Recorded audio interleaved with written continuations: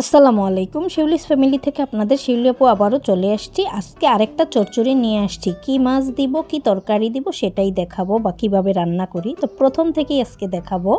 প্রথমে এখানে দেখেন কত সুন্দর একদম টাটকা মলা মাছ দেখতে পাচ্ছেন। এই যে কেটে কুটে নিতেছি। এই যে মাছগুলো কিন্তু আস্তে আস্তে কাটা হয়ে যাচ্ছে, তারপরে ধুয়ে পরিষ্কার করে নিব।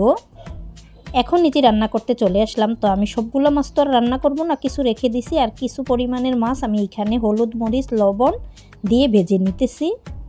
তারপরে যে কড়াইতে তেল দিয়ে দিলাম। এখন আমি এখানে দিয়ে দিব পেঁয়াজ কুচি। এই তো তেল কড়াই গরম হয়ে গেছে, পেঁয়াজ কুচি দিয়ে দিলাম। দিয়ে হালকা একটু ভাজতে হবে। তারপরে যেখানে দিয়ে দিলাম চিকন করে কেটে রাখা আলু। এই যে আলুটাও পেঁয়াজের সাথে হালকা ভেজে নিতেছি। তারপরে এখানে দিয়ে দিব আমি পরিমাণ মতো লবণ দিয়ে আবারও একটু ভেজে নিব। তারপরে তো এখানে দিব মশলা। এই যে দেখতে পাচ্ছেন, এখন আমি মশলা দিয়ে নিব। আদা রসুন বাটা দিয়ে দিলাম। তারপরে হলুদের গুঁড়া, মরিচের গুঁড়া, লবণ তো আগেই দেওয়া ছিল, সাথে একটু পানি দিয়ে দিলাম। ক্যামেরাটা তখন অফ ছিল, তাই আদা রসুন বাটাটা দেখাতে পারিনি। তারপরে এতো ঢাকনা দিয়ে ঢেকে দিছিলাম। আবারও নেড়ে চেড়ে নিতেছি। মোটামুটি কিন্তু আলুটা একটু সিদ্ধ হয়ে যাচ্ছে। এই তো দেখতে পাচ্ছেন। এখন এইখানে আমি দিয়ে দিব এই যে চিকন করে কেটে রাখা বেগুন। এই যে বেগুনটা দিয়ে আবারও একটু জাল করে নিব। ঢাকনা দিয়ে ঢেকে দিব। এই তো ঢাকনাটা তুলে নিলাম। এখন আলু বেগুনও কিন্তু সুন্দর মতো হয়ে গেছে মশলার সাথে কষানো, দেখতেই পাচ্ছেন। ঝোলটাও শুকিয়ে গেছে। আবার তো ঝোল দিব।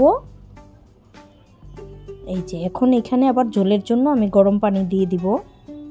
এই যে দিয়ে দিলাম ঝোলের জন্য গরম পানি। দিয়ে এখন যেই ভেজে রাখা মাছগুলো ছিল সেই মাছগুলো আমি দিয়ে দিব আর কি। তো ঢাকনা দিয়ে ঢাকা ছিল। এখন আমি সেই ভেজে রাখা মাছগুলোই এখানে দিয়ে দিব।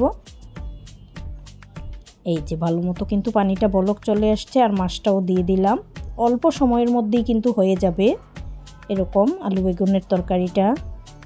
তারপরে এখানে আবারও আমি ঢাকনা দিয়ে ঢেকে এই যে ঢাকনাটা তুলে নিলাম। এখন এই যে ফাইনালি কিন্তু হয়েই গেছে।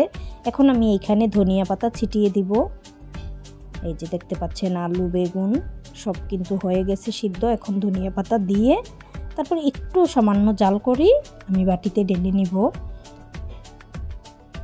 এই যে খাওয়ার জন্য দেখতে পাচ্ছেন আলু বেগুন দিয়ে মলা মাছের চচ্চড়ি রান্না হয়ে গেছে। আর মাশাআল্লাহ কালারটা কিন্তু অনেক সুন্দর লাগতেছে। তো সবাই খেয়ে টেস্ট করে নেবেন। আর বেশি বেশি লাইক কমেন্ট শেয়ার দিয়ে দিবেন। আমার ইউটিউব চ্যানেলটা সাবস্ক্রাইব করে নেবেন, ফেসবুক পেজটা ফলো দিয়ে রাখবেন। সবাই সুন্দর থাকুন আর এরকম চচ্চড়ি রান্না করে খেয়ে দেখুন। আসসালামু আলাইকুম, আল্লাহ হাফেজ।